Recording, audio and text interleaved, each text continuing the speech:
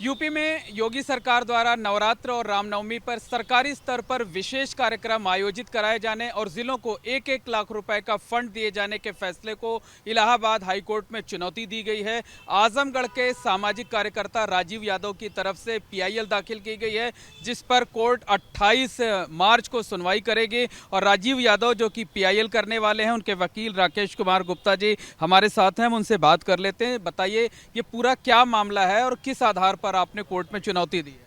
देखिए, 10 मार्च 2023 को उत्तर प्रदेश सरकार के प्रमुख सचिव श्री मुकेश कुमार मेश्राम जी की ओर से एक नोटिफिकेशन जारी किया गया, जिसमें ये कहा गया कि पुराणों एवं अन्य धर्म ग्रंथों में वर्णित जो दुर्गा की महिमा है और जो चैत्र रामनवमी होती है, उसमें इस तरह का पाठ करने से बहुत ही आत्मा की शुद्धि होती है।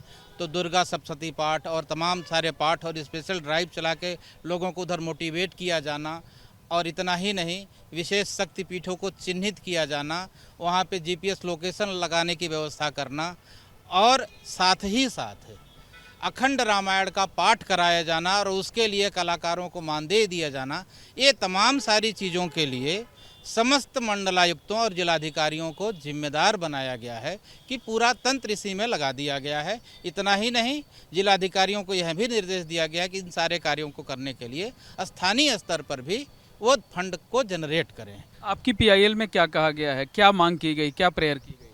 हमारी पीआईएल में इस नोटिफिकेशन को क्वेश करने के लिए कहा गया है, और जिस प्रमुख सचिव ने अपने ओथ का उल्लंघन करके, क्योंकि कोई भी एडमिनिस्ट्रेटिव ऑफिसर या पॉलिटिकल रिप्रेजेंटेटिव संविधान के प्रति बाउंड है, और संविधान का बेसिक स्ट्रक्चर धर्मनिरपेक्षता का है। किसी एक धर्म या किसी एक मतांतर को के पक्ष में वो नहीं जा सकता है। किसी भी धर्म के प्रति, उसके रिचुअल्स के प्रति इंडिफरेंट रहना पड़ेगा, उसको तटस्थ रहना पड़ेगा। तो अपने ओथ ऑफ एलिगेंस का उन्होंने वायलेशन किया है, यह क्राइम अगेंस्ट द कॉन्स्टिट्यूशन है। तो इसके अलावा यह भी प्रेयर किया गया है कि ऐसे प्रमुख सचिव को जिसने अपने ओथ का वायलेशन किया है, उसको दंडित करने का भी प्रबंध करे कोर्ट, क्योंकि वह कस्टोडियन ऑफ द कॉन्स्टिट्यूशन है। क्योंकि यह नोटिफिकेशन हमारे संविधान के आधारभूत ढांचे को, basic structure of the constitution को हिट करता है। किस तरीके से आपने मेंशन किया है और कब इस पर सुनवाई होगी, क्या कहा कोर्ट ने आज? ऑनरेबल कार्यवाहक मुख्य न्यायाधीश के चैम्बर में इसको मेंशन किया गया, और 28 तारीख की डेट ऑनरेबल कोर्ट ने रखी है सुनवाई के लिए। लेकिन ये तो आयोजन 22 मार्च से ही शुरू हो चुके हैं।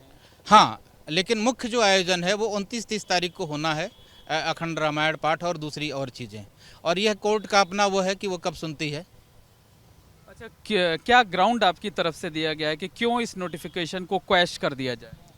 ग्राउंड बहुत सीधा सा है कि हम में हर नागरिक को का यह दायित्व बनता है, सरकारों का भी दायित्व होता है कि वह संविधान की रक्षा करे और संविधान के अनुरूप आचरण करे। अगर कोई भी ऐसा कृत्य जो संविधान के बेसिक स्ट्रक्चर को या संविधान के प्रावधानों को हिट करने वाला होता है, तो यह दूरगामी तौर पर भारत के लोकतांत्रिक विकास को प्रभावित करेगा, और भारतीय राष्ट्र को, जो हमारे फोर फादर्स की, जो भारत राष्ट्र के निर्माताओं की आकांक्षाओं का जो भारत बनना है, उसको बहुत गहरी क्षति पहुंचाएगा। तो यह पूरी तरीके से देश के विरुद्ध एक आचरण है, ये नोटिफिकेशन, जिसके कारण से इसको चैलेंज किया गया है। सरकार कह रही है ये तो सांस्कृतिक कार्यक्रमों का आयोजन है, हम तो दूसरे मजहब के जो त्योहार होते हैं उस पर भी व्यवस्थाएं करते हैं। एक शेर है, इस गली में उनके और आशना भी थे, वो किसी और से मिलने के बहाने आए। तो किसी और बहाना लेके, सांस्कृतिक या दूसरा बहाना लेके, कोई एक फेवर, अपना जो आपका पर्टिकुलर बिलीफ है उसको फेवर करके सरकारी फंड, जनता का धन आप बहा रहे हैं, ये तो गलत है। तो नवरात्र और रामनवमी के मौके पर योगी सरकार द्वारा सरकारी स्तर पर जो आयोजन किए जाने का नोटिफिकेशन है उसे रद्द किए जाने की मांग की गई है, और साथ ही साथ इस नोटिफिकेशन को जारी करने वाले प्रमुख सचिव के खिलाफ कार्रवाई किए जाने की भी मांग की गई है। और इलाहाबाद हाई कोर्ट में इस मामले की सुनवाई 28 मार्च को होगी। कैमरामैन अनुराग द्विवेदी के साथ मोहम्मद मोइन, एबीपी गंगा, प्रयागराज।